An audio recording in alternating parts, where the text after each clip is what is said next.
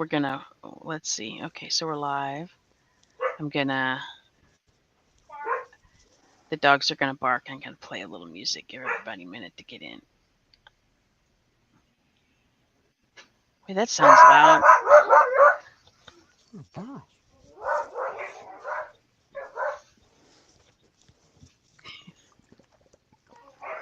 I guess the dogs decided they need to bark at him.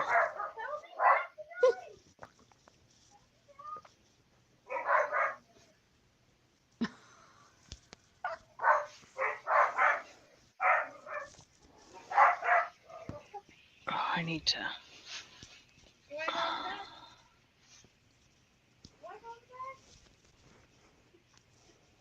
Your dog wants to go into bed. Well, if he needs to go to the bathroom, take him out. I said in the bed. No.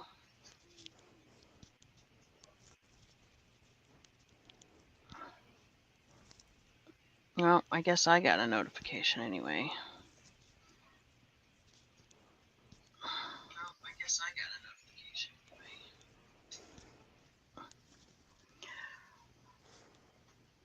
All right. Sorry.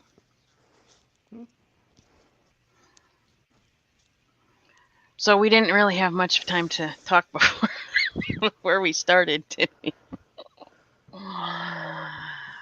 Let's see. You still there, Maria?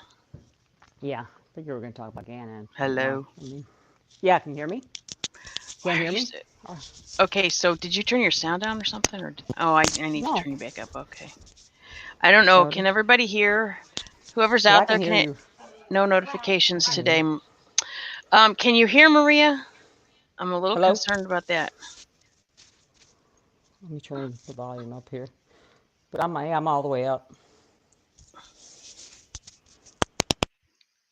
Please let me know if you can hear Maria. Hello? Hello? Yeah, it takes a minute because there's a delay. I just want to make sure. Yes, you can hear. Okay, good. Says, yeah.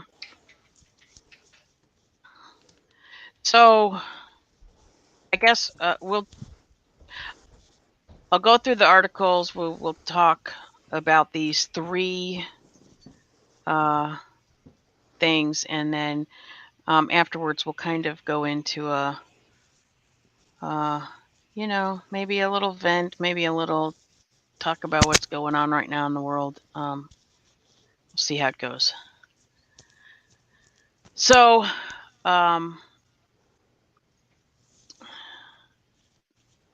you were the one that let me know that they had found Gannon, right? Mm-hmm. So I did find. Apparently, they actually found the remains on St. Patrick's Day, the 17th, but they didn't say anything until yesterday. Maybe they wanted to make sure. Okay, Sure, so let's read this article because I haven't even read this article, and then you can tell me what you know or how what you know works into this because I'm kind of flying blind right here because of other stuff going on. The remains of missing 11-year-old Gannon Stauch were discovered this week beneath a bridge in Florida, nearly 1,400 miles from the missing boy's Colorado Springs home. And that discovery led prosecutors in Colorado's 4th Judicial District to file 9 more charges against the boy's stepmother, Letecia Stauch, who already was accused of killing him. The remains were found Tuesday by a Florida Department of Transportation road crew doing work in the area around US 90 and the Escambia River Bridge in Pace, Florida. Maybe we'll look that up when we get done. I'll copy that. Said Sergeant Rich Alloy of the Santa Rosa County Sheriff's Office in Florida. The construction crew called the sheriff's office to report the found body. The Santa Rosa Sheriff's Office continues investigating how the body got to Florida, who brought it there, and how long it had been there, Alloy said. He did not know whether Florida authorities had been advised to be on the lookout for Gannon in that state. Pace is about 15 miles north of Pensacola in the Florida Panhandle. It's almost 1,400 miles from the boy's home and nearly 700 miles from Myrtle Beach, South Carolina, where Gannon's stepmother was arrested. An autopsy was performed. Maybe that's what they waited for. And results indicated the body belongs to Gannon, according to an El Paso County Sheriff's Office news release. El Paso County investigators said they were informed of the body's discovery on Wednesday. A spokesman for the District 1 Coroner's Office in Florida could not be reached for comment. The new charges against Letecia Stauch include 1 count of first-degree murder after deliberation and 8 counts of committing a crime of violence, according to an amended complaint filed in El Paso County District Court. The crimes of violence are sentence enhancers, which would be used to increase any punishment Stauch would receive if she is found guilty of the charges. The penalty for first-degree murder is life in prison without parole. The crimes of violence charges accuse Stauch of using a gun, a knife, and a blunt force instrument in the boy's death.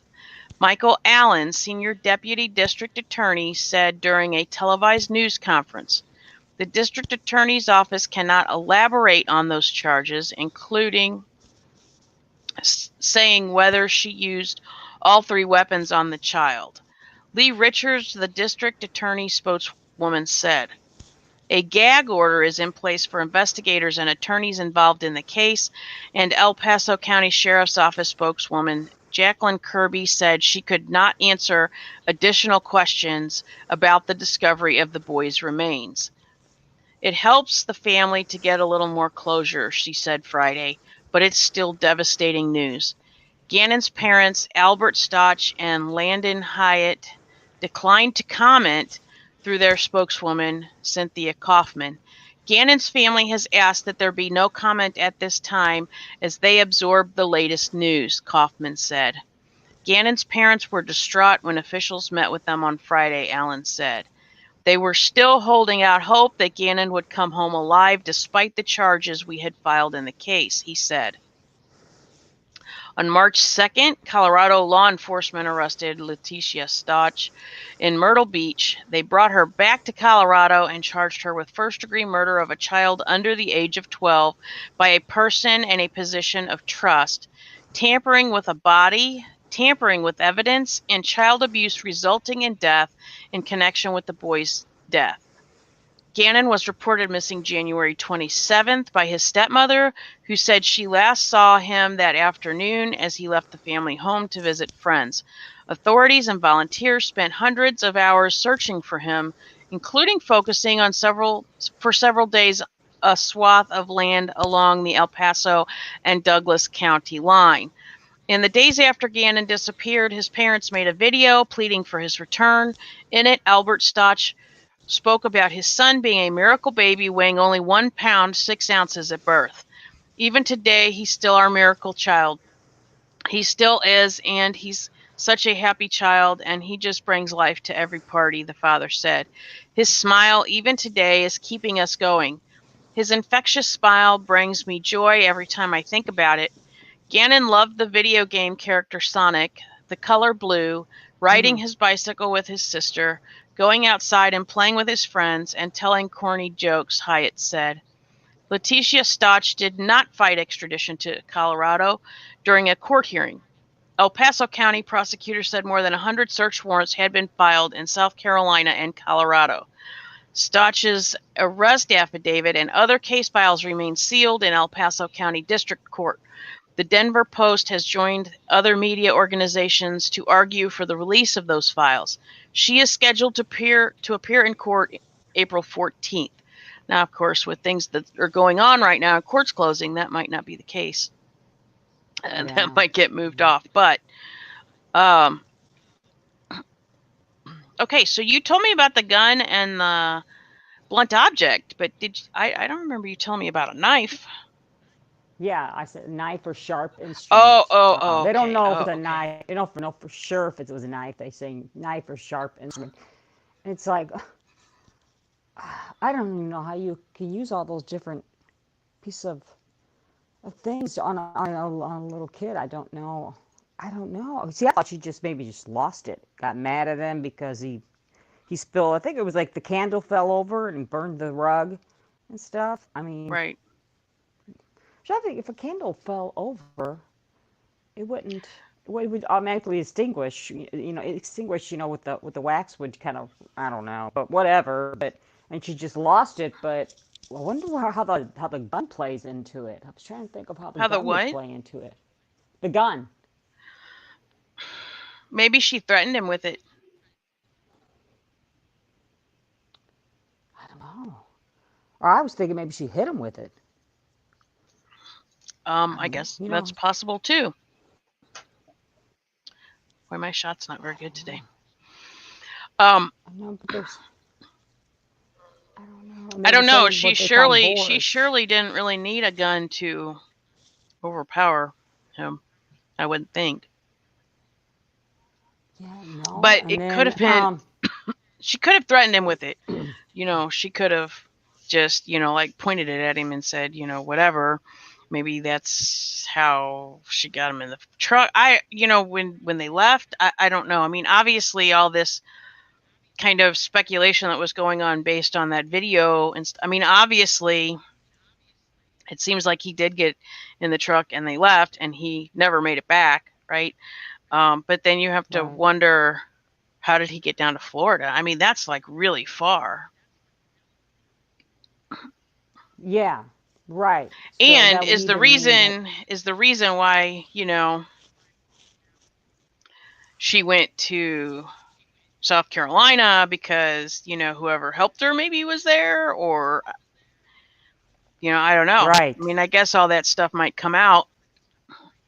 I just have to wonder if she's going to let this go to trial, because golly, that'll be a crazy trial if she doesn't plead out.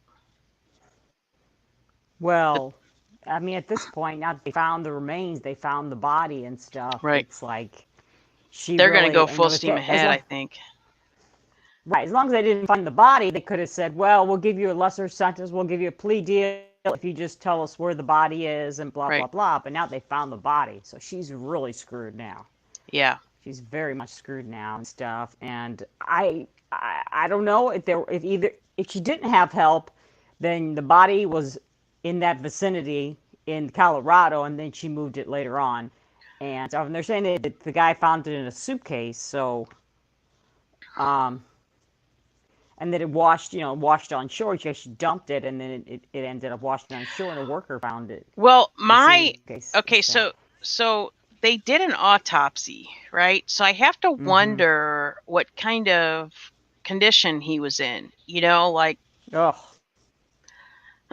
Because it's been a while. So, and right. I mean, taking okay, so Colorado would be a colder area, right? Florida, not so much. Not only that, it's very humid there. It rains a lot. Yeah, I have to wonder about all that. And my God, like that's. Did she honestly think that was going to keep anybody from finding him? I mean, she hoping that he would get, eaten by fish, or I don't, I mean, he's stuck in a suitcase and stuff. The first time I've heard of people putting people in suitcases and stuff. Had to been a pretty big suitcase, unless that's where the knife came into play, which I didn't even want to think about. Well, we've seen where they stick people. I mean, they stick people in trunks and all kinds of stuff where you wouldn't think that you necessarily, but be able to squeeze somebody. But I mean, they still end up doing that. That day that he went missing, she was only gone for 4 hours, so it couldn't have happened then. And according to the girl at the Petco, she kept staring out at the truck. Every once in a while she'd go to the door, and look out at her truck. Yeah, that was when they think he was injured and in the truck, right? Because he was on the passenger side. Right. So either there was an exchange there, somebody came and picked him up and took him away, or he was in Colorado that whole time, and then eventually when she took off to go to South Carolina, that there was They That's took where a she when detour. she yeah, but where did she put? Where was that body the whole time? When was in that Well, suitcase the whole time? Was it hiding somewhere? if if she put him in a suitcase or some similar device at the get-go, right? Uh, Hmm.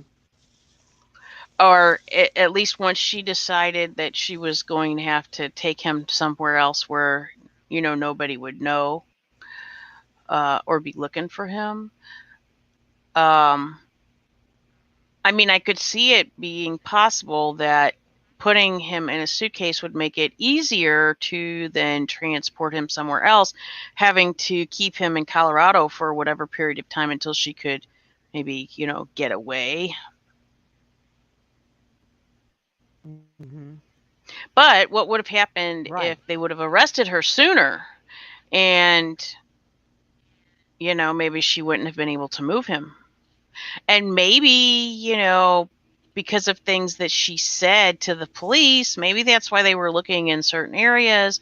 I mean, obviously they had enough to charge her with the murder in the first place. So they had to know he was dead somehow.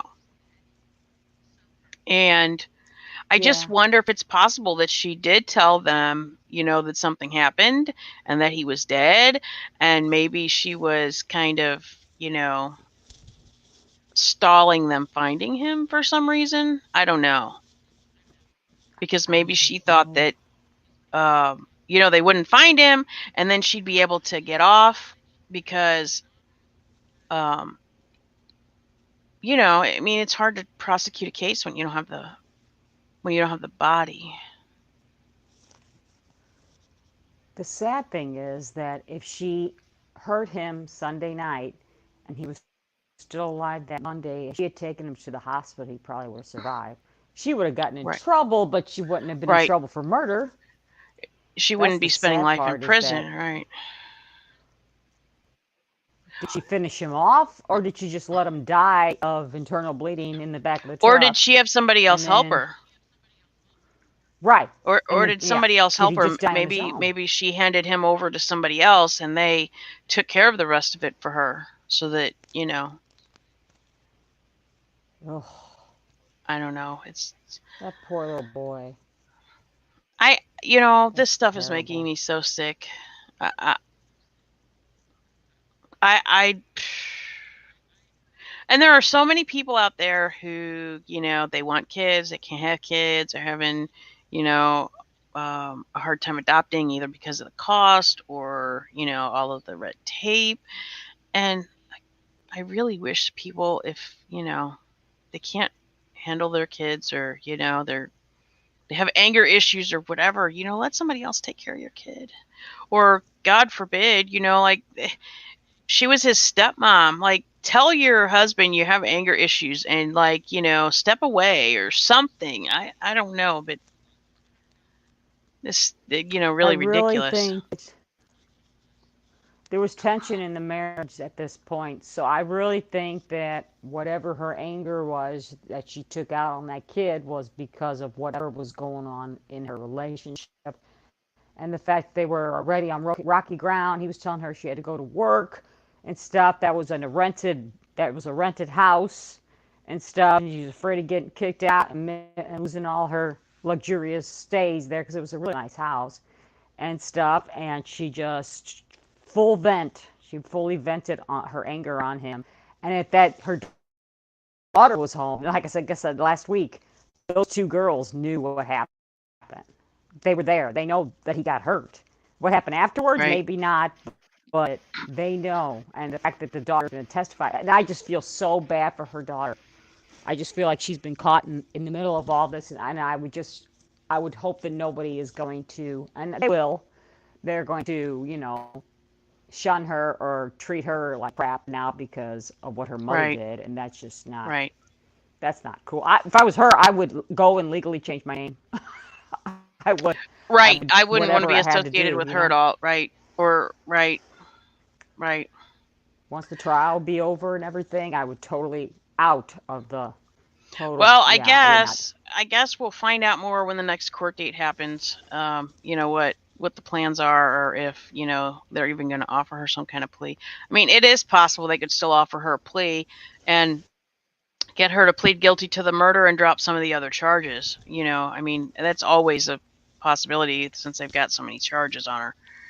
Because if they get her for murder, she's in there for life without parole. So, I mean, it really isn't a necessity to have the other charges at that point. Mm-hmm. All right. Well, I guess we'll probably definitely have an update whenever that next court date is. So I found I found an interesting picture of our next person that I absolutely had to use because we were talking about her facial expression, but see, this one is just like a close-up, right? And she's got her lovely makeup on and her nice little hair, and she's got that smirk on her face. Like I don't get that. I don't get the smirk. You think that's a smirk? So I don't know what it is. Maybe. It's like her tough maybe face. it's an evil grin. I don't know. I have no idea. Well, I mean, she thinks she's invincible. After all, she is God. Well, in her own mind, I guess. All right, so let's take a look at this, because this, I guess, the craziness just doesn't seem to stop with her. Mesa, Arizona. Court documents filed this week provide bizarre new details about Lori Vallow Daybell's missing children, her alleged religious beliefs, and a shooting in Arizona. There are a lot of characters in this story, so we'll start with a description of who's involved.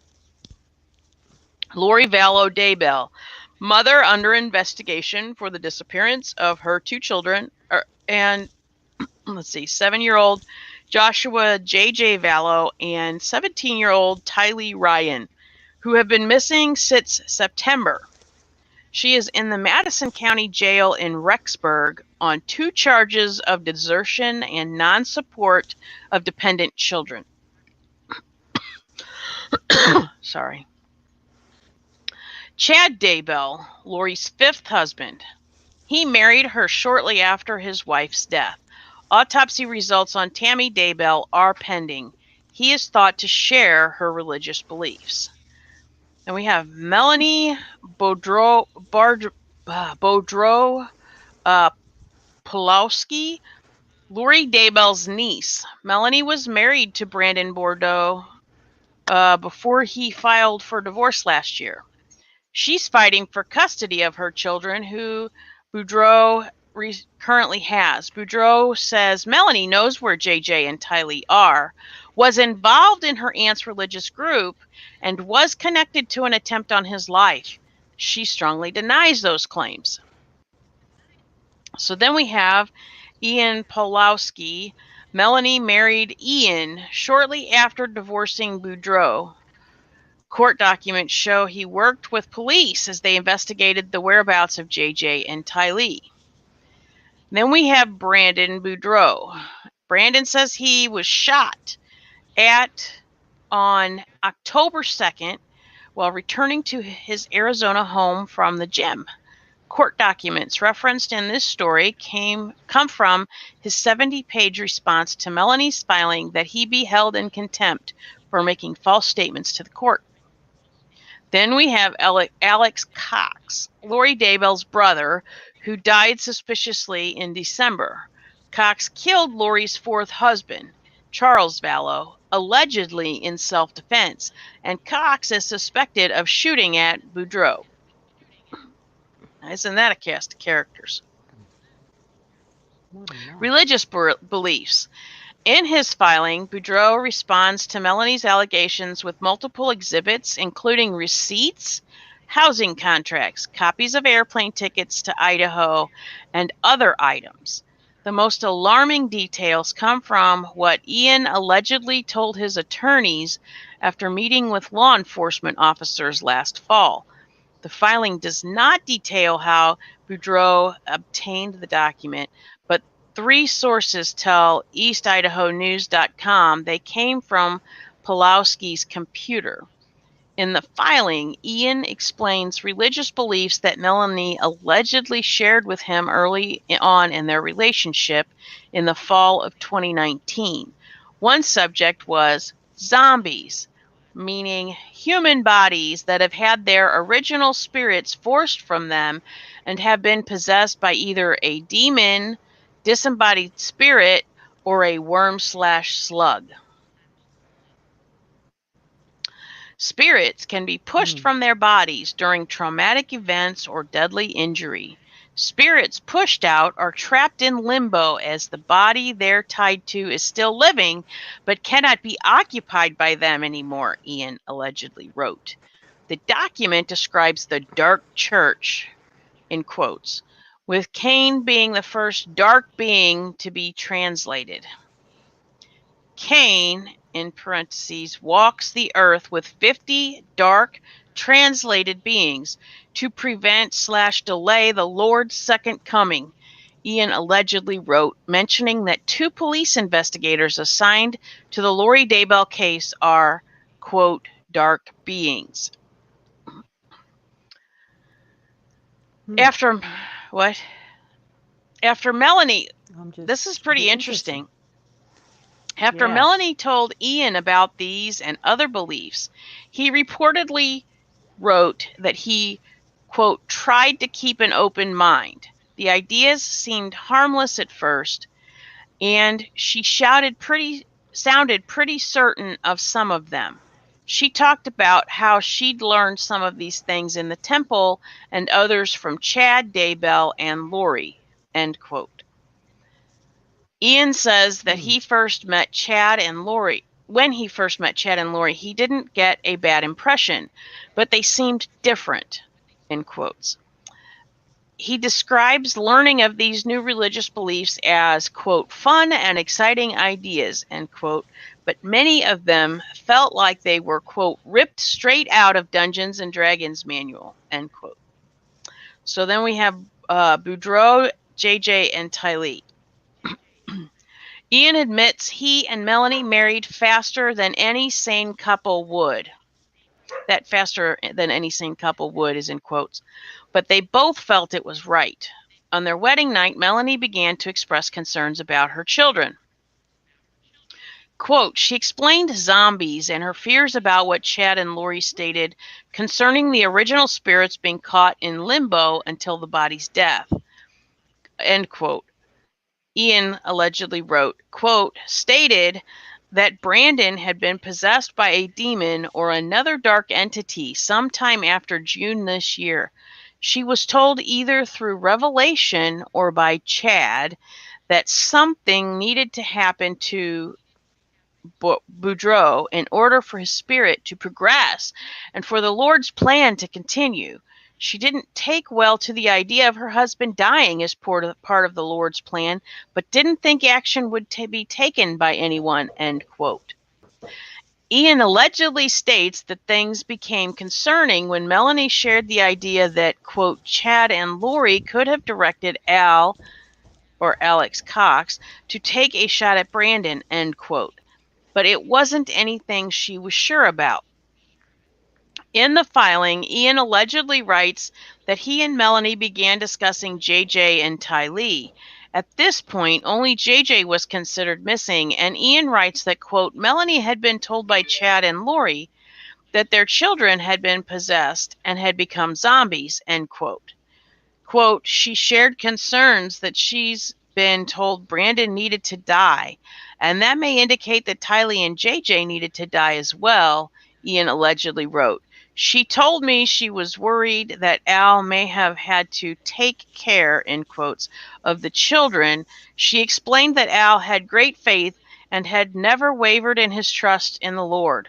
No task would be too difficult or great for him, end quote. Ian became severely worried about what he was hearing and spent days trying to reassure himself that everything was fine, according to court documents.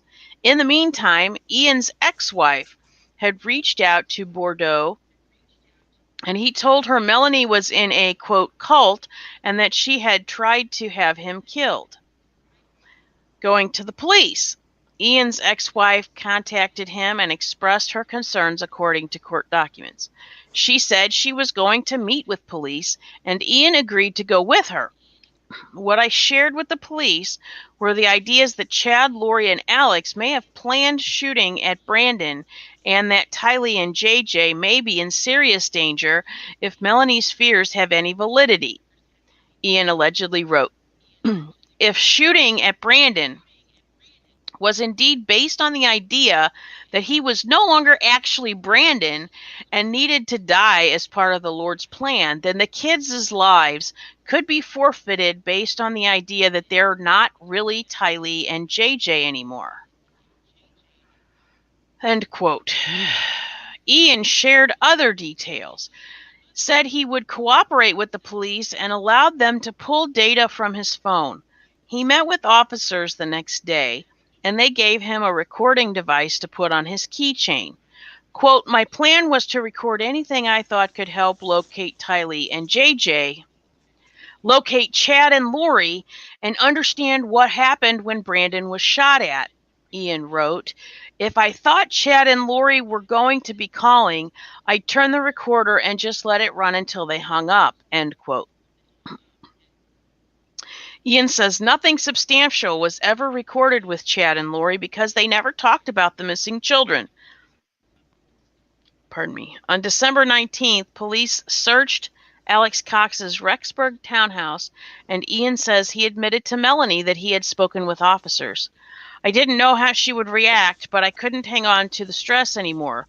Of course she was hurt, feeling betrayed, but she reassured me that she loves me and that she understands why I did it, Ian allegedly wrote. What if scenarios? Over the next week, the couple discussed what Ian had shared with officers, and Melani allegedly told him she didn't have any proof of what she had told him. They agreed her expressions were what if scenarios.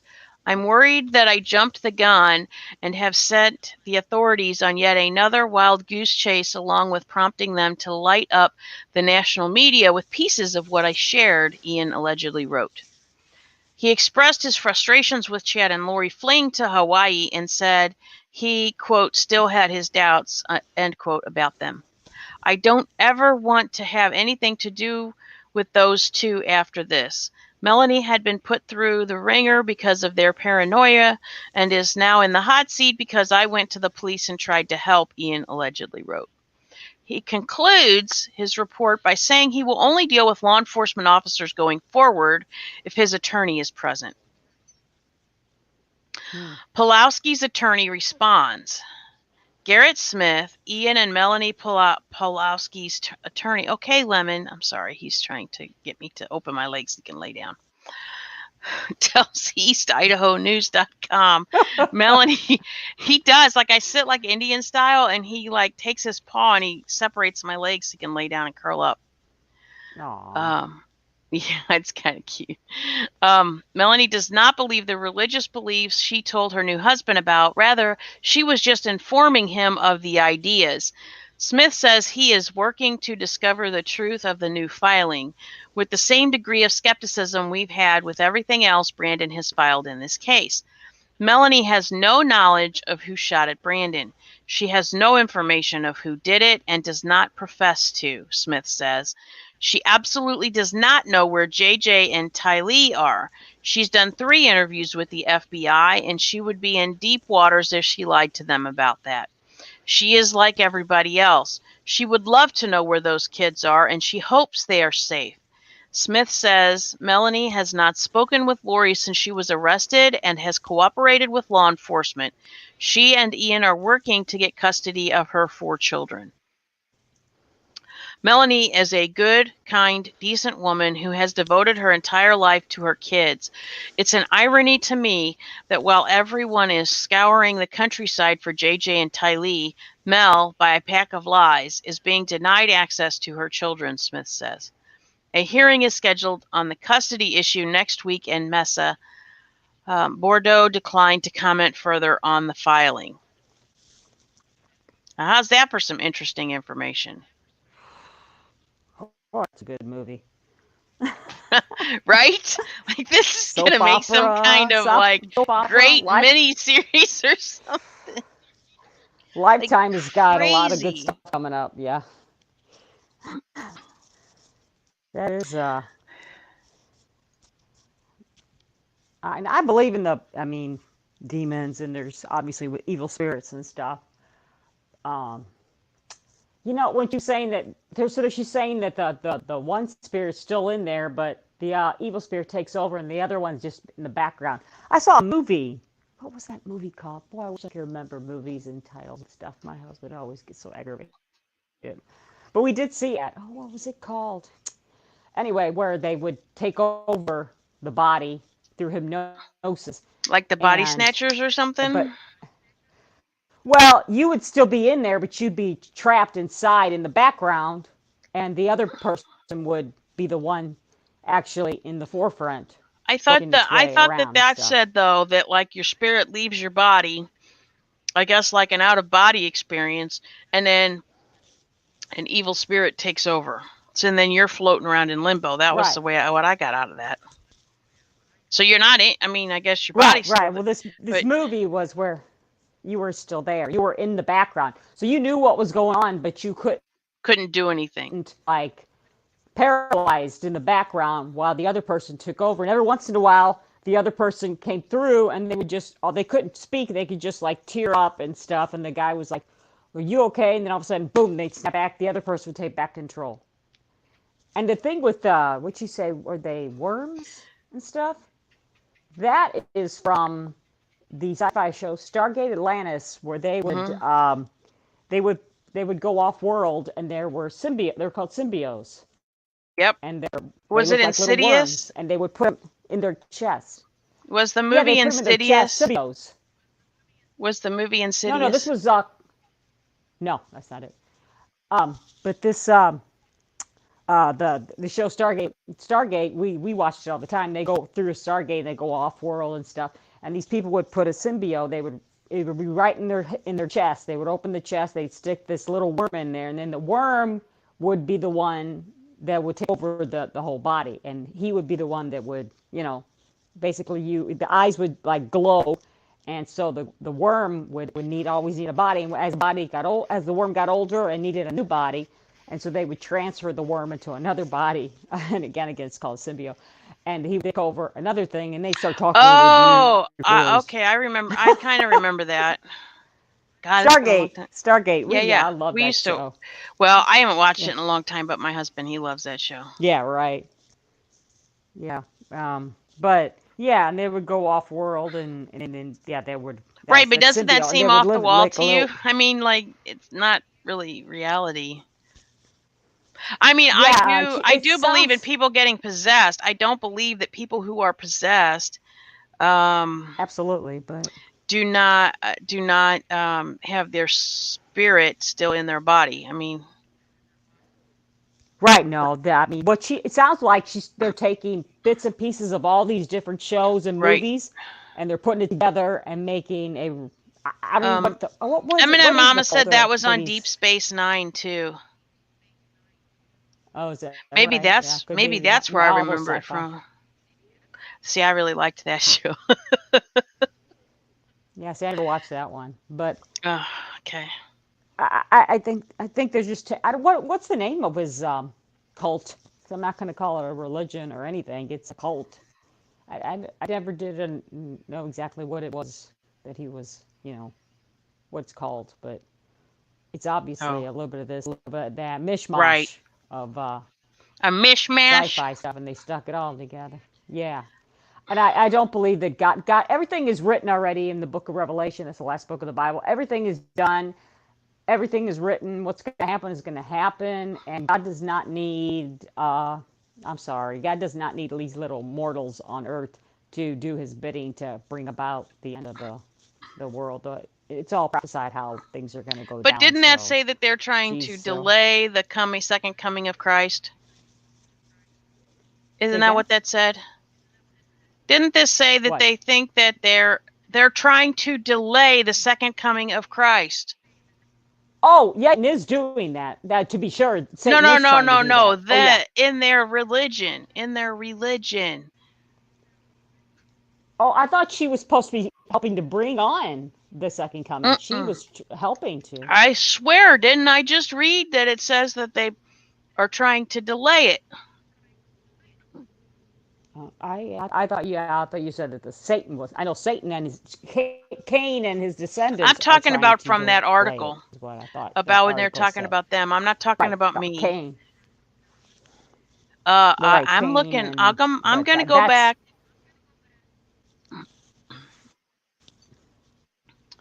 I'm trying to. I don't believe in that. I don't believe in What? that Cain thing. To be sure, Satan has his bloodline on Earth, but Cain. Let's see. they will not succeed. This Then. says Cain walks the earth with 50 dark Right, Cain. translated beings to prevent or delay the Lord's second coming. Right, but not Lori Daybell's not trying to do that though, right? She's trying to do the opposite, right? Weren't She's they trying. trying Oh, to she's trying to bring kill the on? people that have the dark beings, right? Right, Oh, right, so yeah. that's She's saying that her. there's people right Oh, okay. So that's goal, right? Because she's a her god, reason behind these people need to die, right? right? Is that what you're saying? Because they have these Yeah, that dark was beings another in them, and movie. they gotta stop them. Is, Right, is that basically what's going right. on here? Yeah, that was another movie about that where the guy said he would tell his kids, I see they have demons in them, so we have to kill them, and so you chop them up and bury them, and then they go on to the next one. Oh, yep, he's got to die too. Chop him up and bury. Because they see a demon. You watch Would some sense a crazy demon in people. things there, Maria. I'm Yeah, beginning to this was a worry long about time you. ago, but I don't remember what that was called either. But yeah, yeah, God doesn't need people to be doing that silliness. There is a plan to delay Jesus. Oh, definitely, because Satan knows how it ends, right? We all know the book. Read the book of Revelation. We know how it ends. God wins and stuff. He's trying to thwart that, but he won't succeed. And God doesn't need humans to. Whatever's been done has been done. Jesus did it all. There's no need for humans to do anything, fight these people, blah, blah, blah, blah. The way we fight demonic forces is through prayer, not through going around killing people. That's stupid. No, Right. yeah. She's loony. Okay, Very, very so loony. yeah, so I guess we're just going to keep getting more and more interesting things coming out of that whole situation. So I had one more that I had heard about, and it's another one of these very sad situations. I thought was kind of, I don't know. It's unfortunately another child. Lenore Tennis Lenoir or Lenore, I don't know. I'm sure how the English version of that is. We're going to say Lenore. Lenore City woman that police believe killed her 3-year-old son has died of self-inflicted injuries, according to the district attorney general. Now, this was from Tuesday. A grand jury in Loudoun County indicted 38-year-old Melani Sue Brown on multiple charges, I guess the previous Friday, including premeditated first-degree murder, felony murder by aggravated child abuse, felony murder by aggravated child neglect, aggravated child abuse, and aggravated child neglect. She died at UT Medical Center on Tuesday, according to Dag Russell Johnson. I guess it's the district attorney general. Brown was taken to the hospital after police said she stabbed herself with the same knife she used to kill her young son, King, on Wednesday. So I guess that was the previous Wednesday. Brown's mother came to her apartment in the middle of the night because she was concerned about her daughter and grandson's welfare. When she arrived, she found the little boy bleeding and unconscious. She called 911 and began performing CPR, and she told investigators that Brown started stabbing herself. When medical crews arrived, both Brown and her son were unconscious. As her mother was questioning her about where her son was at, she got very concerned and drove over to the apartment complex, said Chief White. When the grandmother arrived, she found Brown in the parking lot and said the two walked inside together. And that's when she found her grandson, King Brown, unconscious on the floor and called 911. The grandmother started CPR at the direction of the 911 dispatcher. A small memorial has started outside the apartment door where Lenore City Police said a mother killed her 3-year-old son, Nathan Rose, while her mother was trying to save King. White said Brown started stabbing herself. By the time authorities arrived, she was unresponsive. First responders arrived and pronounced the boy dead and transported Melani Brown to the hospital. Chief White said they believe the mother cut the boy with a large kitchen knife. They do not believe anyone else was involved. All evidence leads to Miss Melani Brown as our primary suspect and who committed this horrific act against her son. He said, we just want to know, what led up to this end.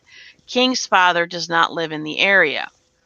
White said his officers in DCS had been called to Brown's apartment several times in the past, and that some of his officers were familiar with King because they'd seen him playing outside.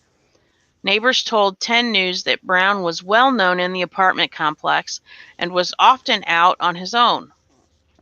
He was always out. I mean, always running, playing. Like I said, was telling you, he loved his action figures, his Captain America, said neighbor Mike Heldon. Heldon said he was a rowdy little guy, but it was obvious that he was seeking some attention. He came over to my son's birthday party and, had cake and ice cream and just had a blast. He wanted to be fit and loved, said Heldon. Boy, somebody's got some bad English there. Neighbor Nathan Rose told 10 News that his son and daughter used to play with King. Me and my wife has been crying a little bit this morning. Not something you expect to hear or wake up to, he said. King would have been 4 in April. His mother, Melani Brown, faced prior charges. According to court records, she was arrested in 2017 for driving with a suspended license. Those records state that an officer pulled Brown over for driving 17 miles per hour over the speed limit. Investigators found that her license was already suspended for failure to pay fines in Knoxville. She was later arrested in 2018 for failing to appear in court for that prior charge. So, there we go. Now, what in the world do you need to stab your 4-year-old kid for? Or cut him? Terrible. She had other children, right? She had other children. It didn't say, did it? I didn't see that. The grandma said there was other children. Oh, I thought I heard just that she had other children. It shows it's just the one kid? I think so. I don't know. Well, maybe she was depressed.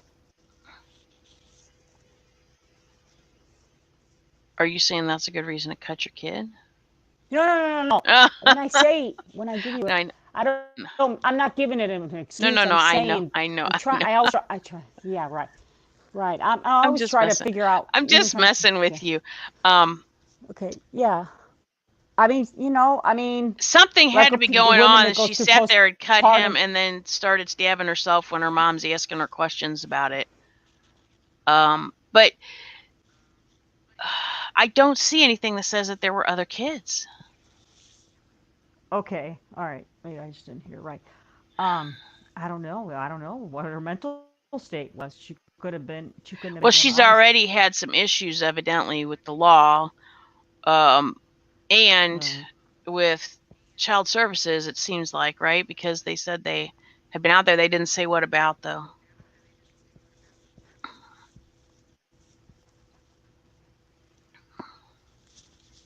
Yeah, that's. She was unstable. I don't know.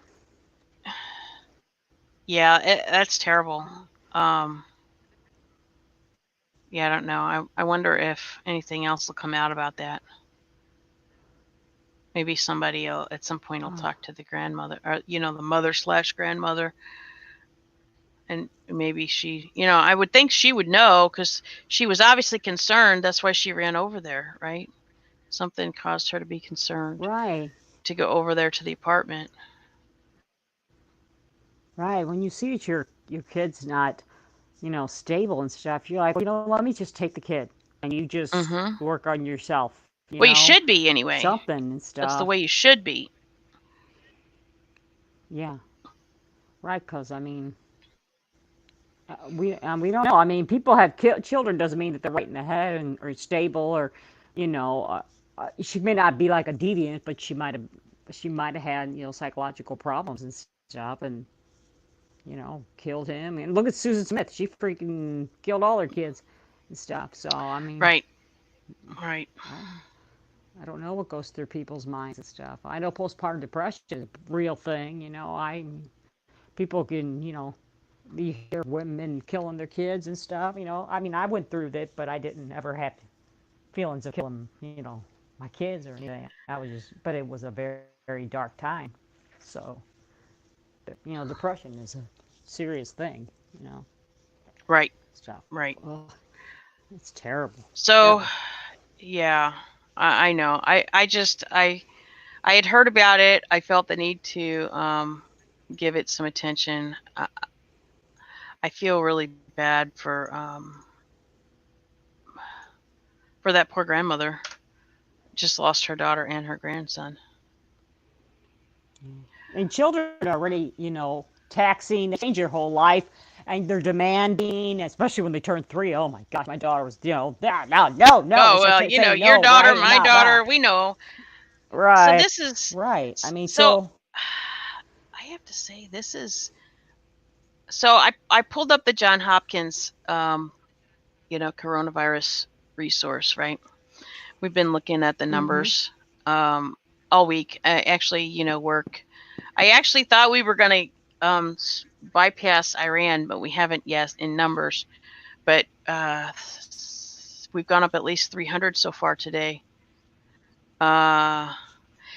Yeah, our numbers are increasing really exponentially here. And I have to say, I know this says that this was updated about 45 minutes ago, but it still doesn't have. So according to the news this morning, we have at least 73 cases confirmed in Missouri. So this number has not been updated yet. It only says 66.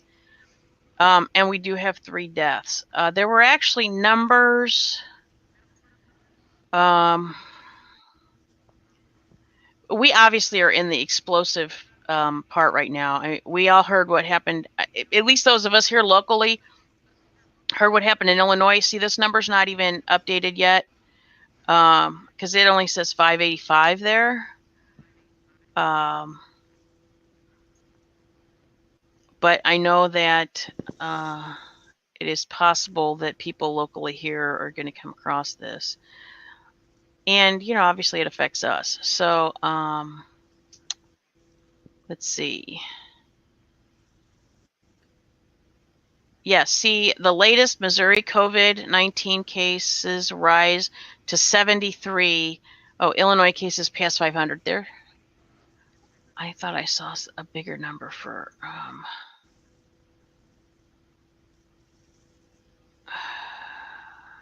yeah. So some things did happen yesterday. Well, this is a very fast-paced thing that keeps happening. So yesterday at 8:30 p.m., the Circuit Court of St. Louis issued an administrative order Friday suspending all evictions in St. Louis County.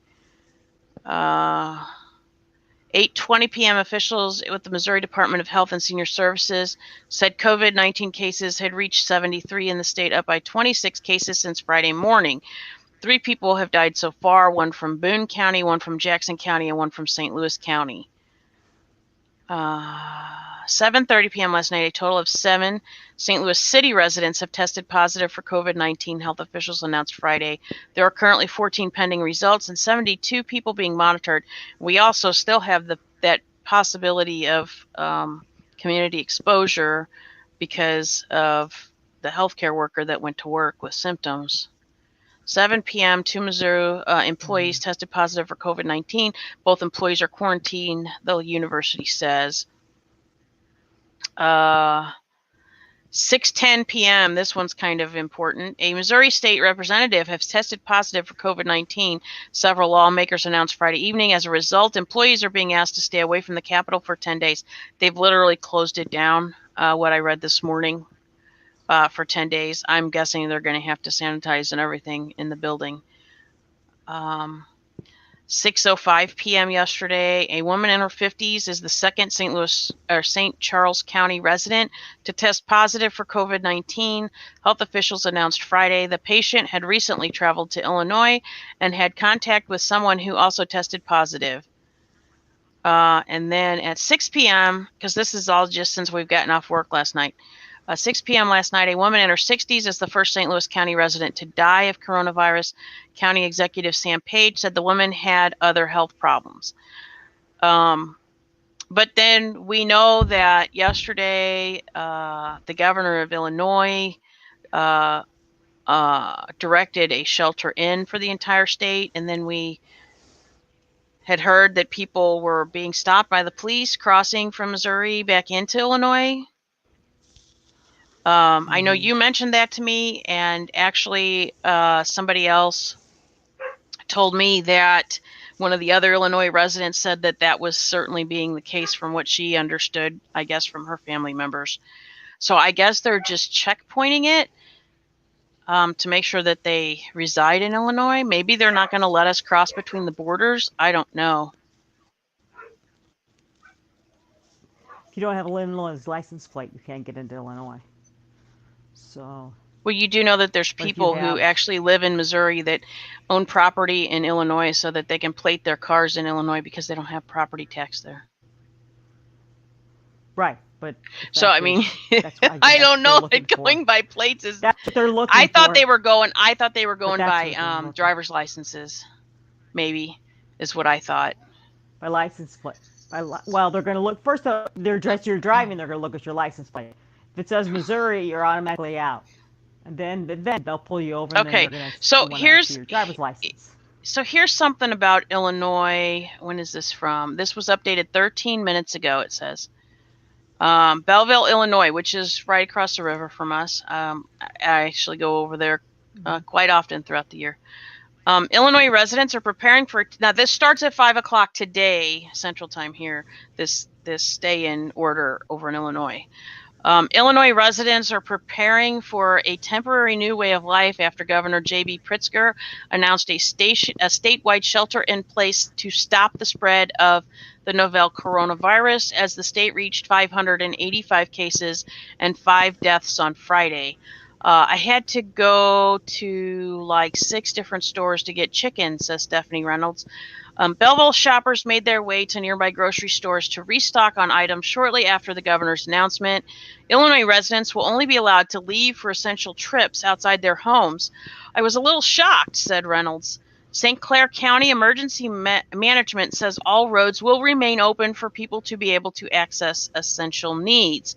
The governor said those working essential jobs will still be allowed to go to work. Pritzker says the mandate will go into effect Saturday by 5 p.m. and will last until April 7th. The governor said the state doesn't have the funds to enforce this.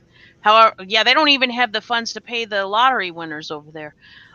However, St. Clair County officials say the sheriff's office will be patrolling, making sure people are following this mandate and people could face a penalty. So I did watch the full I listened to the full press conference yesterday while we were still working, and what they said is supposed to happen, that the police are going to be, I guess, patrolling around their normal areas, but if they see people outside, they're going to, what they said, engage them in conversation and make sure that they need to be out, and if not, they're going to ask them to return to their house. Now, how well is that going to go over? I don't know.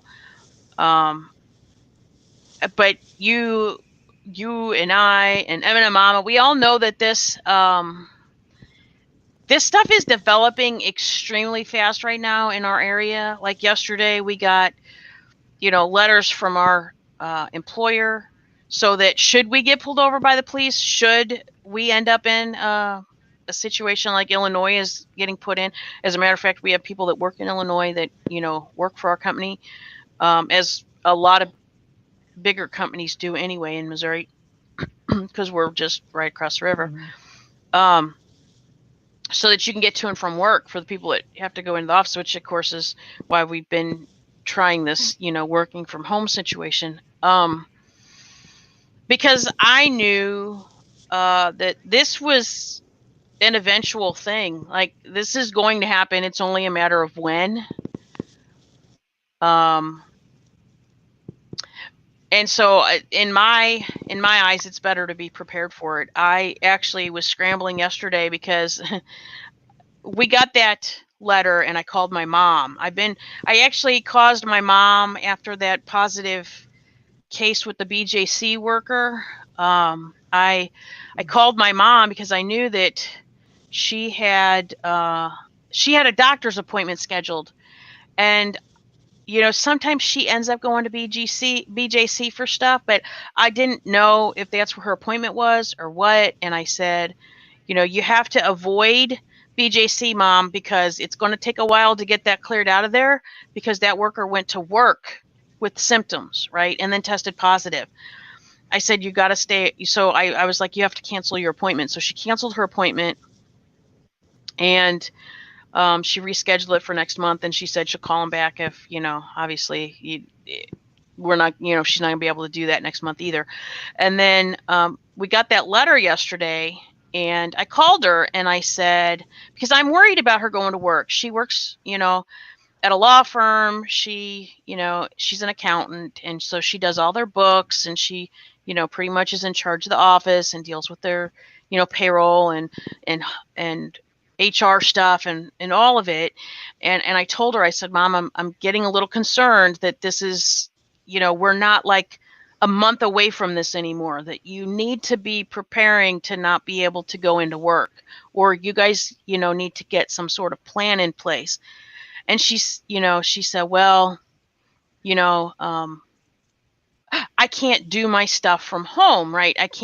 They're not, like, our payables are set up in a way where we're paying electronically, right? So as long as the electronic stuff is working, the internet and the electronic banking system is open, we'll be able to do that stuff.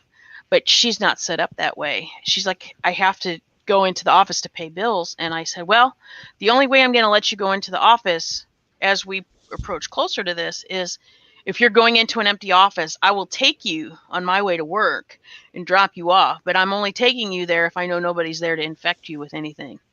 And then she had told me that she had gotten some information from a firefighter that they're activating the National Guard even here, not just in Illinois. And which I'm not surprised, because, we've been pretty preemptive here in Missouri, much more so than some other places. And then she's like, well, you better call your dad, because he's planning to take a 3-hour drive down to some family that needs to get some groceries. And they're older than my parents. And I said, yeah, I'll call him and talk to him. And my dad, he's got compromised lungs. And so because of an allergy that he has, he's had a couple of severe reactions. And so his lung capacity is not what it used to be. And so I had to have a talk with him and say, look, you can't go down there and go to the store. You're going to an area where people can't afford to go to the doctor, much the less they're not in, a big city or anything. So there's probably no tests down there. I said, I'm not letting you go down there and go to the store. Let my husband go with you, So then I had to not only tell him he can't go and he's not allowed to go in the grocery store to get the groceries, that he's got to let my husband do this. I had to make him change days because my husband has to work today, and my husband couldn't call in today. And and my dad was like, oh, well, I guess you have a point. So there's people that like, they're not thinking. And to me, I would rather be safe than sorry, particularly like with my parents who are in the age range that, something just popped up on my phone. What? It is a very unfortunate event. St. Francois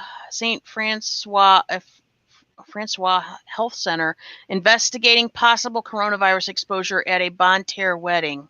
That's further south. That's not good. Bonne Terre.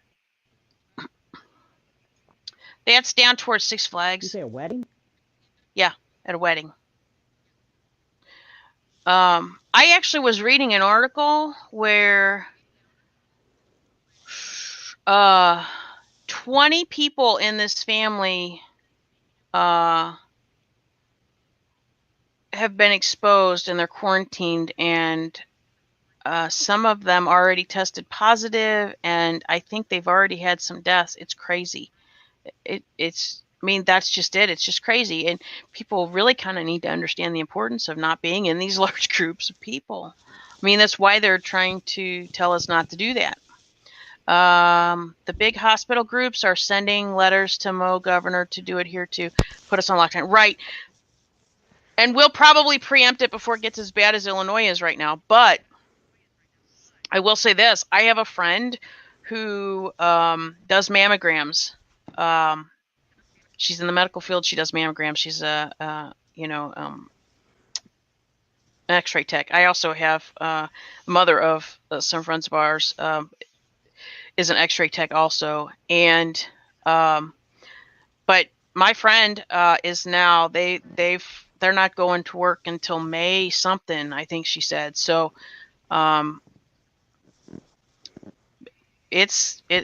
she was worried. She posted she was worried the other day about masks and stuff, because she has something that makes her more susceptible to having problems. And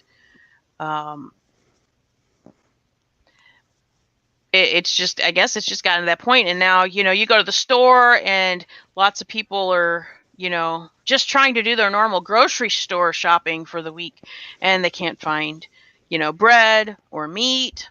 Or, somebody posted on Facebook that I'm friends with that they went to the store and they couldn't find any meat. They couldn't find any hamburger. They ended up buying frozen chicken nuggets. Well, that's not really meat.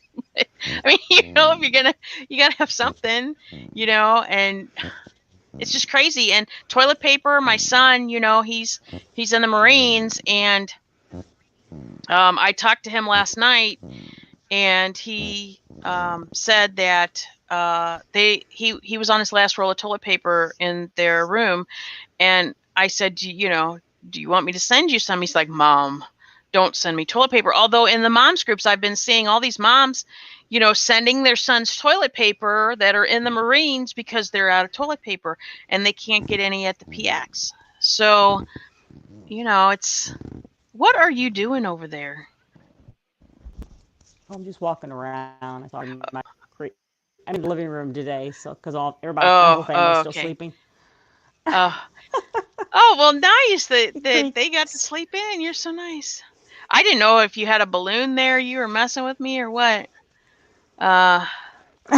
No, I didn't know what it was. Yeah, But yeah,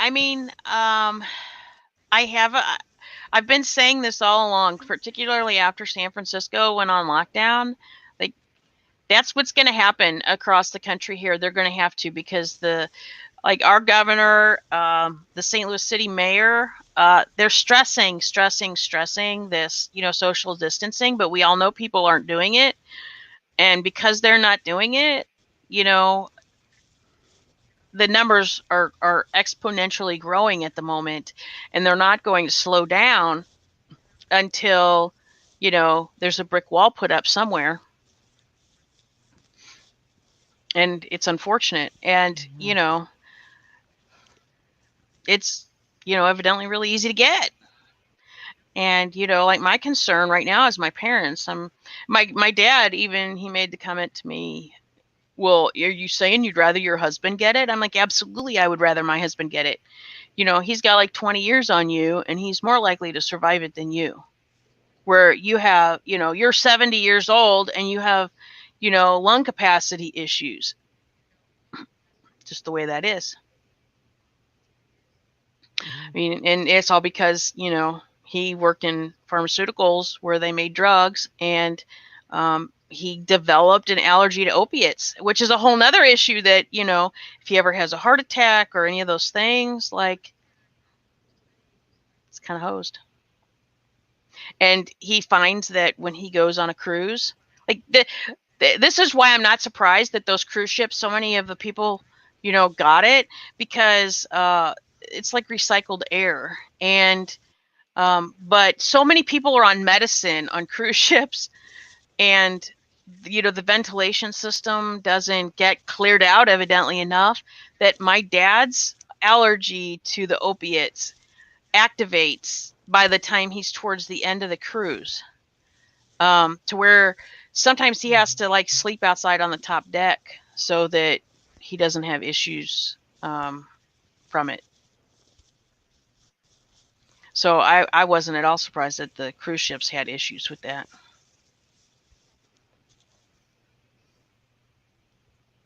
But it's certainly a crazy world we live in right now, isn't it?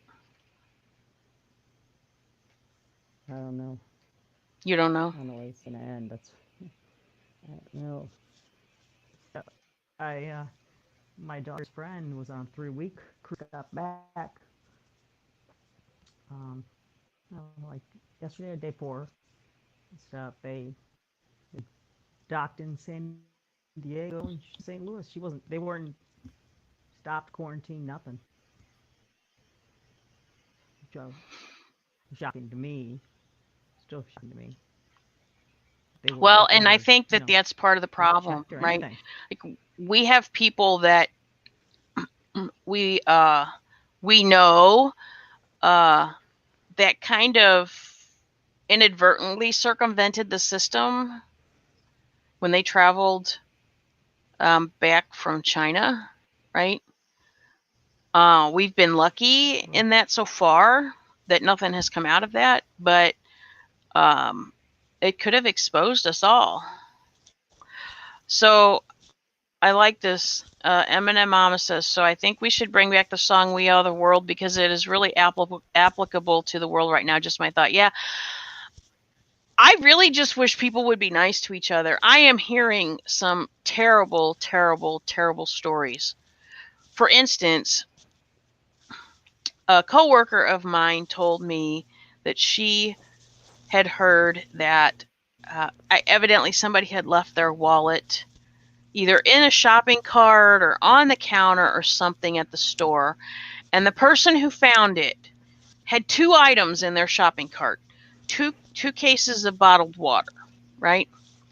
But they were really worried about this person's wallet, and they saw him like leaving the store, so they grabbed the wallet and they ran after him and gave him their wallet back. But by the time they got back to their shopping cart, somebody had snatched up their water. That is not the way people should be acting towards each other right now.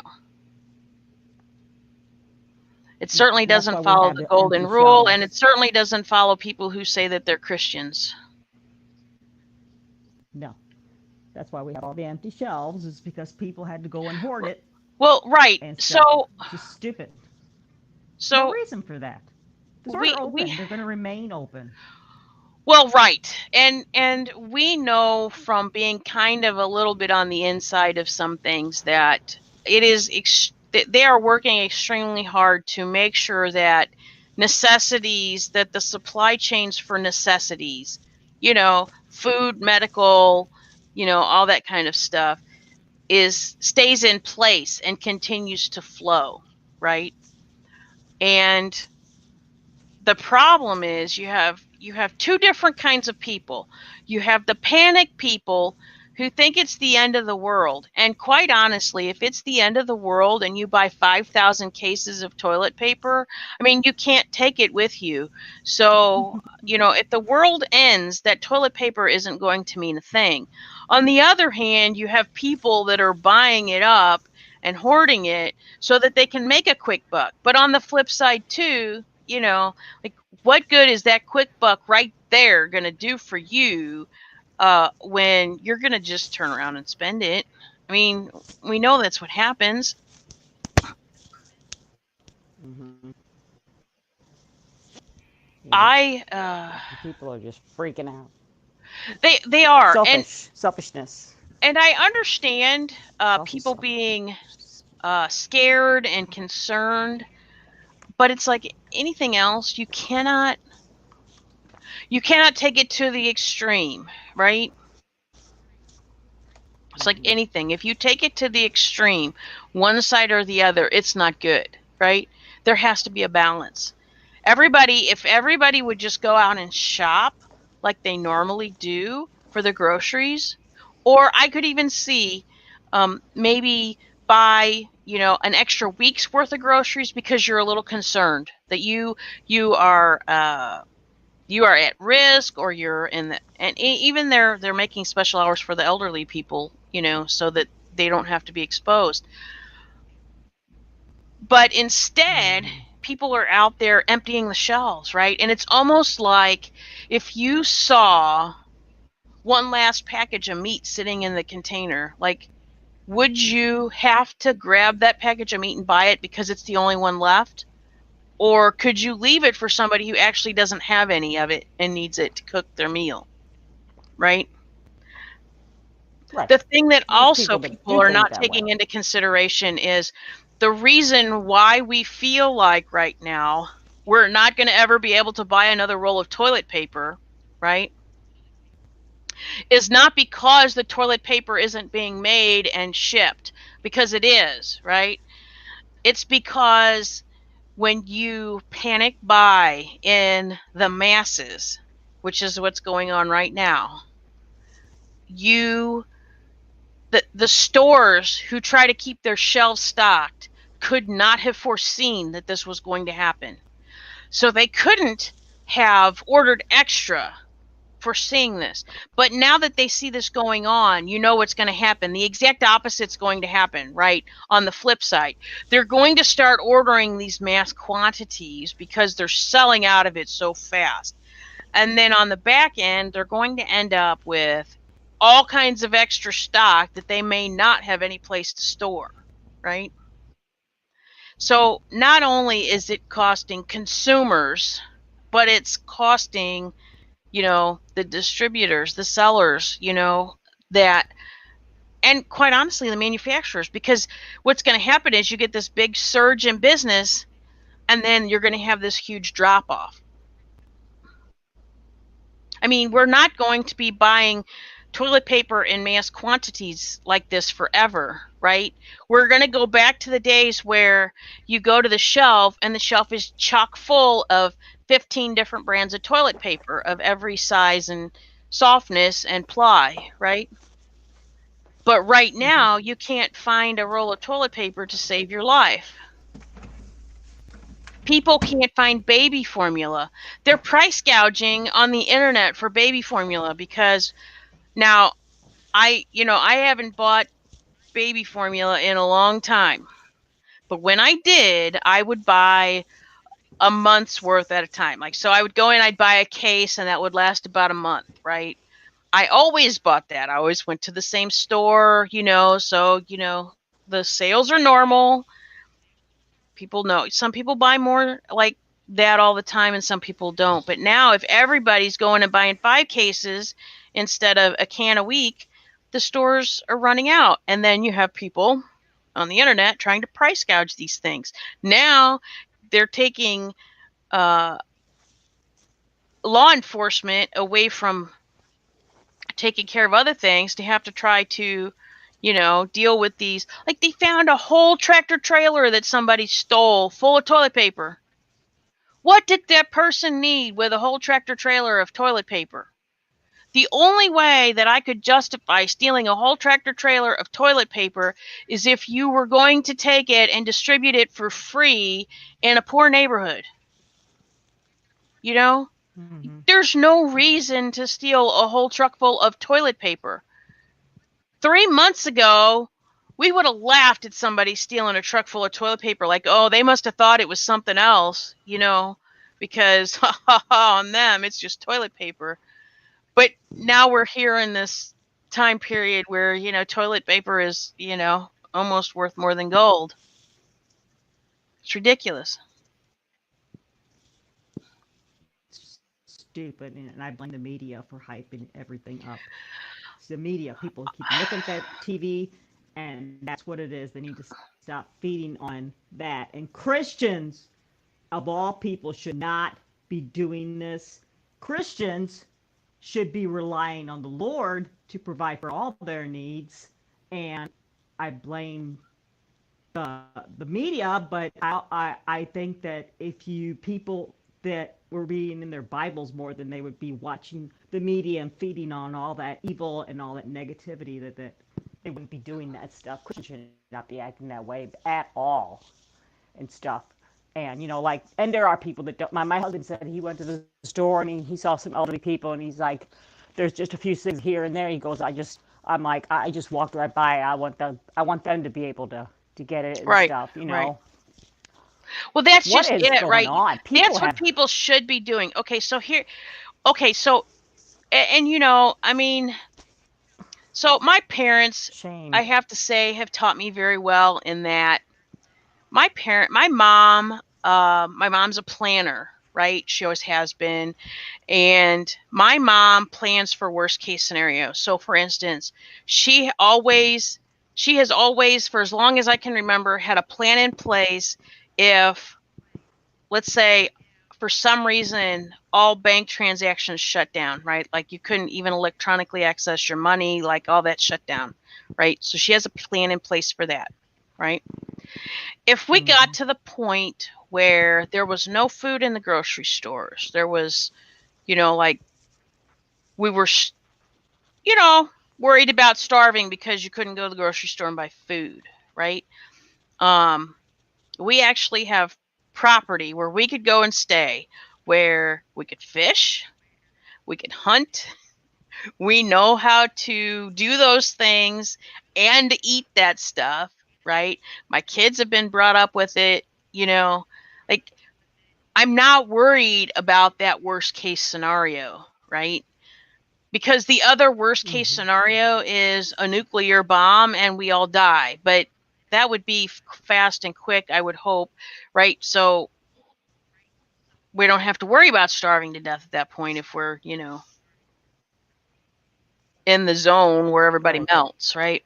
So the fact that people are treating this like the end of the world, but they're treating it like the end of the world as, oh my gosh, I'm going to run out of this, I'm going to run out of that, I'm going to, no, seriously, literally in the city here, there are so many city parks that they stock with fish.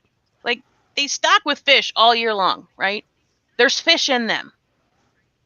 Now, eventually, yes, if everybody was having to go there to fish for some food, that yes, the lakes would run out because they'd be overfished, but it would at least hold you over for a little while. I mean, I know there's a lot of people that don't know how to do that, but hopefully they know somebody that does, right? I don't know what people are panicking and think that you're buying everything in the grocery store is going to do for them, right? Like, what is hoarding toilet paper doing to benefit them, right? Let's think about this on kind of maybe a little bit more of a humorous sort of way.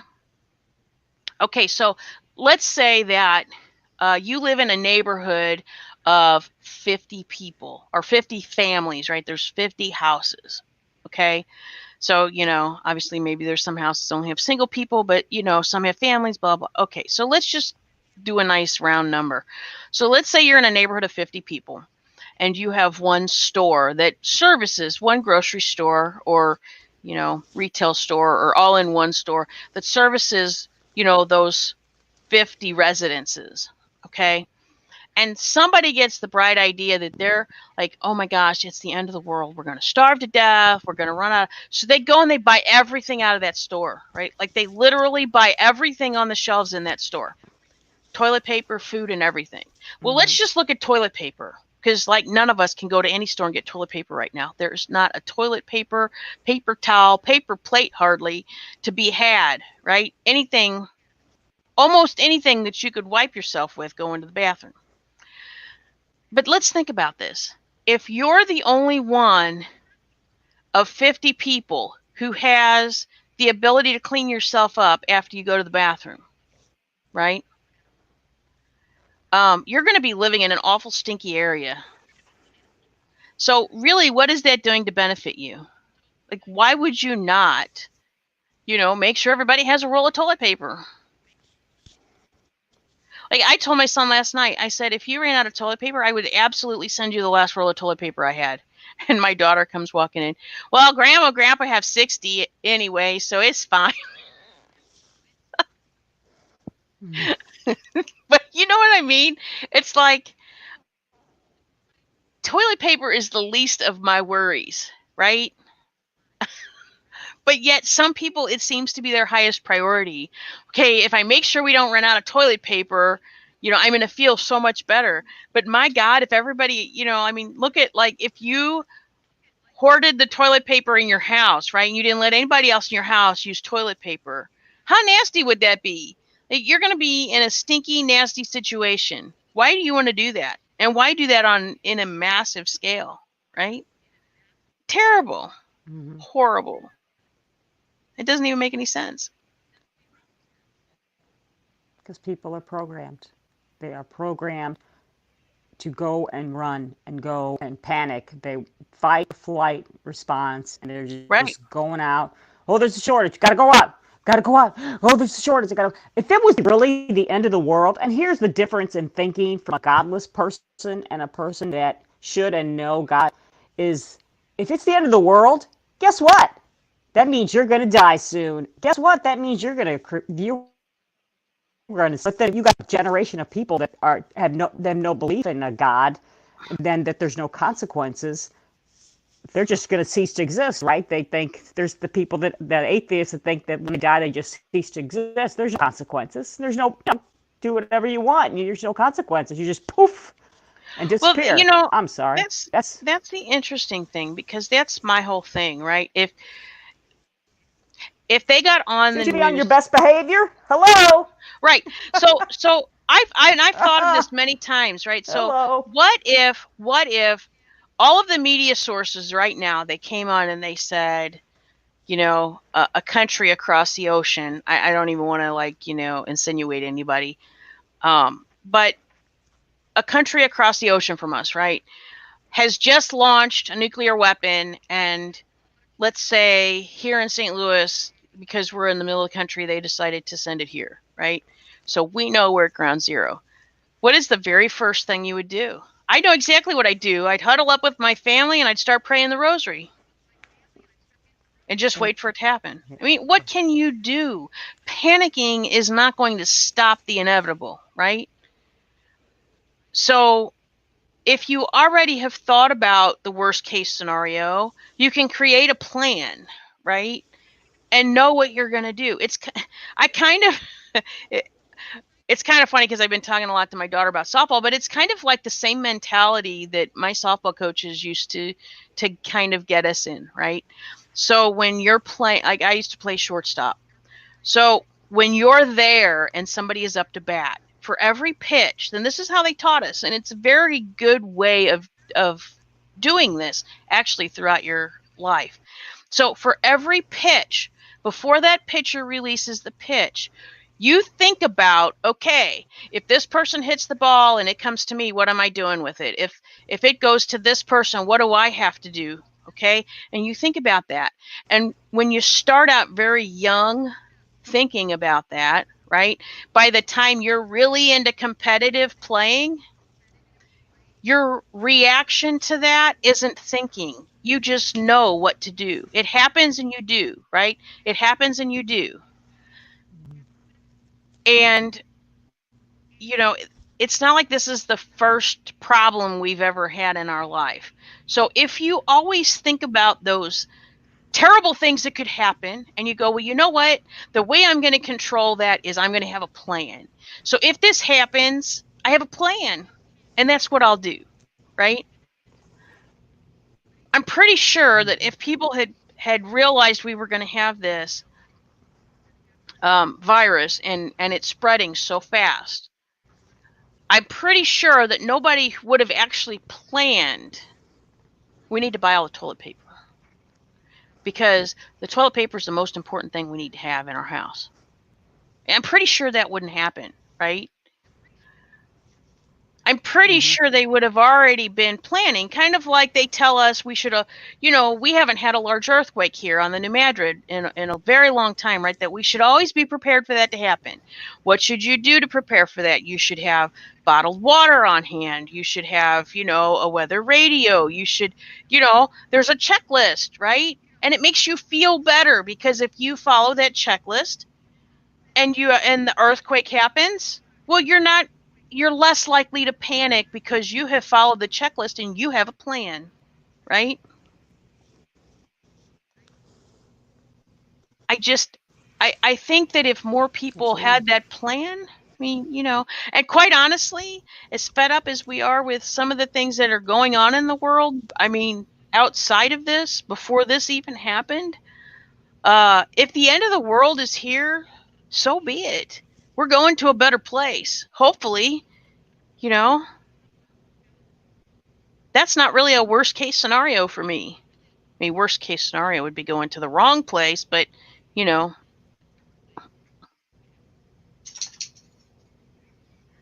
Right. you need There's another a one of generation of those. people that don't have any kind of belief, any belief in God. So there's no mention of God. They taking them out of everywhere. So thinking of a better place. They're thinking about staying here and surviving here. They don't want to go anywhere else. They want to survive, live as long as they can. The whole goal right now is live as long as you can. Live forever if you can. I'm sorry, I don't want to live in this wicked, evil world forever. Not me. You I have know, a home up above waiting on, and this world is going to be destroyed anyway. So people it just blows my mind how people have no thought of it. I mean, if you were told tomorrow you were going to die, would you go out and party and drink and do drugs? Maybe if you no, didn't believe in no, God, but if you no, believed in a yeah, God forbid you should do that. I'm like, seriously, selfish. The true nature of people comes out. Jesus says, out of the abundance of the heart, the mouth speaks. People, the true self comes out when they're pushed and squeezed and stuff, and in a stressful situation, the true self just comes out, well, the malls and are it's just closed coming out right now, rare form. It's just terrible. It's terrible how since people are Thursday. acting and stuff. We should Yeah, always have extra stuff on hand. Always. No right. matter what. My parents have always stocked. Just not for that, just to have extra. Well, Right. in case well, maybe we can't go to the store this week. So we got extra, I mean, the heck. I don't understand. I would go for the food first. Hello, stupid. Food and water, dum dum. Well, that's the You can thing that wipe your was butt with anything. that's what was getting to me, right? When I thought about this, I thought, okay, so when they forecast snow, right? Here. Now we don't get snowed in for a week. I mean, yes, it's happened, but it's very rare. Like it hasn't happened since like the 80s, right? Um However, they say, oh, we're going to get, 5 inches of snow. So everybody's like, okay, well, we're going to hole in for the next 2 days, right? Because we don't want to, because we don't have cars a lot of people don't have cars that can drive very well in it, blah, blah, blah. Okay. So what do they do, Right. right? Let's think about this. What do the stores become empty of? Bread, milk, eggs, and snow shovels, right? Right. Okay. So all of the ingredients to make French toast and to shovel your snow. That's logical, right? Okay, basic food Sure. and the ability to, shovel your way out of a situation, right? Okay. Never, ever, ever has it ever been toilet paper, right? We've never, ever had a problem buying toilet paper because they tell us we're going to have some sort of weather. If they say we're going to have storms or tornadoes or toilet paper has never been the go-to. But yet tell us that we're going to possibly get this respiratory, flu-like type thing, and we're buying toilet paper. I don't know. I don't get it. I would understand the food. I really would. I would understand the bread, the milk, the eggs, the cheese, the meat. I would understand those things. What? I forgot rice. Yeah, my daughter was talking about there being no rice at the store. But I even understand that because those are staple foods, right? In a pinch, it's sustenance. You'd be fine. You can eat. Toilet paper, I'm not so sure what the thought is. You can eat toilet paper, but it's not going to do much for you. I don't know. I really don't know. Balls, but yeah. The blind leading the blind, they all fall in the ditch. Yeah, I mean, it's like lemmings. Lemmings all walking off the cliff. Yeah. I don't get it. But hopefully people will stop hoarding and kind of get out of the panic mode and, go back to purchasing things like normal. Yes, we might not be able to go and buy new clothes and new shoes and, new things like that. But to me, those things are superfluous anyway. We don't need those to survive, right? You should already have clothes in your closet. Close all the stores. You should already have shoes, right? The grocery stores are going to stay open though, and we're still going to be able to buy food. Right, the grocery stores, right. Can't buy clothes. The grocery stores and convenience stores. We've seen the list, right? It's grocery stores and convenience stores and medical. Right. Those things are going to stay open no matter what because those are necessities, right? The reason convenience stores, obviously, we need gas. Because you need gas to be able down. Right. Yeah, calm down. Everybody calm down. We have inside information. We have insider information. There's going to be plenty of toilet paper. We're going to get it. The toilet paper. Yeah. My gosh. If people would quit hoarding the toilet paper situation would be fine. The food is still coming. Please. The food is still being trucked across the country. As we have DHL. They reside in the same office building that we do, and as one of the guys that we talked to from there, he said, you don't start worrying until you don't see tractor trailers on the road. Then you have to worry because products aren't being moved across the road. And that's when the stores will end up being empty, not since. Oh, M&M Mama wants to know if you placed orders. Is that how you have insider information about toilet paper? How? What'd you say? She said, did you place orders for toilet paper? Is that how you have insider information? I can't. I think she's trying to. I think she's trying to be. You what? I can't share my secret sources, but just know that we're gonna have plenty of everything. Okay, so that plenty means of toilet that paper. You'll be able to wipe your mouth with your napkins. That means the containers are in order. Yeah, there's plenty of forks for you to eat your invisible food because you're going to be eating your toilet. And there's spoons. There's going to be knives. You cut the toilet paper up and don't worry about it. There's plenty of toilet paper coming. Everybody, calm down. Yeah, instead of chestnuts roasting on the open fire, we're gonna take rolls of toilet paper on the open fire. We're gonna toast them like Insane. marshmallows. In the worst case scenario, my daughter has found a hack to make regular paper, loose leaf paper, into toilet paper. She has gone through the steps, and we can do it. So, if worst case Well, scenario, do you you can get remember? loose Do leaf you paper. Turn it into. remember back in the day when we had? Because actually, my mom used these with me. Cloth diapers. Do you remember those? Yes, my mom used to use them on my little brother. Yeah. Right. So in a pinch, that's Yeah. also a possibility, right? Yes, you have to launder So them, glad we're past but that. still, they're not disposable. So they'll continue to be usable, right? Terrible. Oh, so glad we're Oh, done. really? You're only showing your butt over there? Look at Gizmo. He's only showing his butt on camera. That's not very nice. My. And then I see a tail. Oh. Here's Skylar. She scratched my face this morning. Not on purpose Don't get though. your We were pants off in playing. someone's butt. We were playing, and she just took the bottom of her pad and she went whack on my face, and there's like claw marks on my face. Well, at least I don't have to go to work next week. I can work from home. Nobody has to see that I have slices on my face. All right. Well, thank you, Maria, for indulging me today.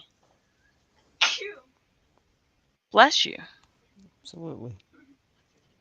Yes, bless you. And Maria said, "Bless you." Thank you. She said, "Thank you." And what? Your hair looks really good. Come here and stick your head in the camera because they. Okay, so yeah, so she's got her. You all know. Well, some of you know she got her hair colored. Now wait a minute. We can't have a dog and child collide. So put your head down. Put your head down. So you see it? Do you see it? No. This way. This way. Put your head down. Put your head down. You see it? Oh yeah, You I see see the the blue top part. bun? You see the blue bun? Yeah. I think it looks good. It looks all right. Yeah, it's very nice. Oh, she said, yeah. Now, no, it was, Uh-oh. it was Smurfette. What? Breaking news. St. What Louis is happened? going to be issuing a stay-at-home. St. Louis Just area popped officials up. to issue stay-at-home order due to coronavirus outbreak. I told you. What I tell you? I told you St. Louis would be on top of that and that the mayor would not be afraid to do that. I told you. And that's why we have those papers. I won't. Well, I have a picture of it on my Well, phone. Well, Maria, I'm not in St. I'm Louis, so telling you right now. I couldn't be happier that I can run around. I know we have our issues at work, but I couldn't be happier that we're an essential to the infrastructure because that means that we have a bit more job security than other people, I was kind of worried about my husband, but evidently his company is also I don't know how that happens. My sister, my husband, and myself, we are all working for companies that are considered essential infrastructure. Well, my husband's come already, so this is not good for him. Well, yeah, didn't they just get a new owner? Yeah. Yeah, and his boss told him yesterday they've been losing money since, and now, they've been letting This people go, isn't going to so help, right? this is not good. That's where prayer comes in. We just need to be praying for everybody. I don't see anything on the news yet. And it's funny because I'm on the news site of the breaking news that they just told us. So where is this? Did they just give us a push notification? I don't know where that popped. Was that Camel V? I think it was Camel V. Yeah. movie, something like that. It's unfortunate. Yeah, it's on the app, but it is not on their website. Okay. Top stories just posted. Maybe just posted.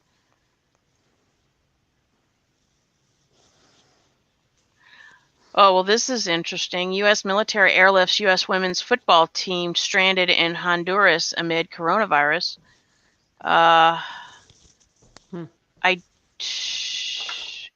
Okay, so here's we did mention the Bonterre thing, right? So here's an article for that, but I don't see the other one yet.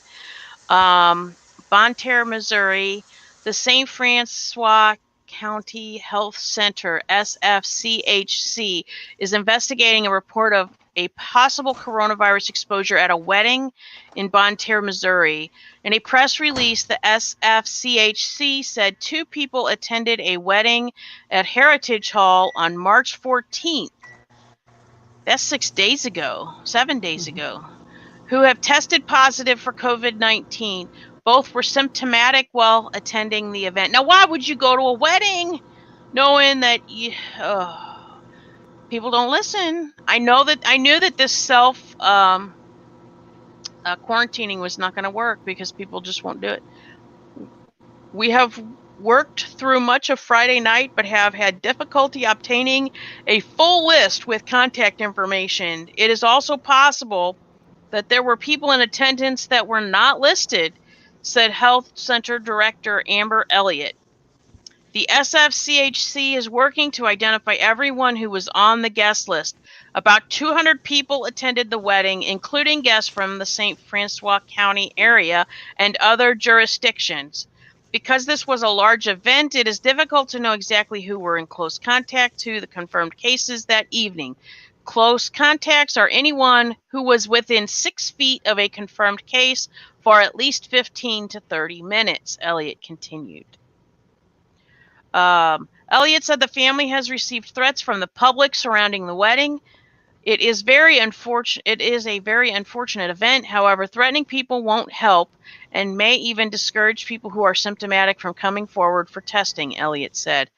All attendees are urged to self-quarantine through March 28th and monitor for symptoms. Anyone who develops a fever greater than 100.4 or a cough will be instructed to call their healthcare provider to be tested. If an attendee develops shortness of breath or becomes urgently ill, they should call their local hospital before arriving. What? No, you have a pair of your own scissors. You use them. I bought 3 pairs of scissors. You keep track of your own. Sorry. I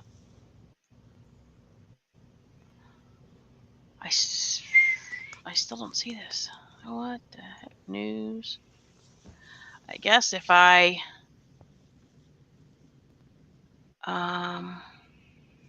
click on this before we go.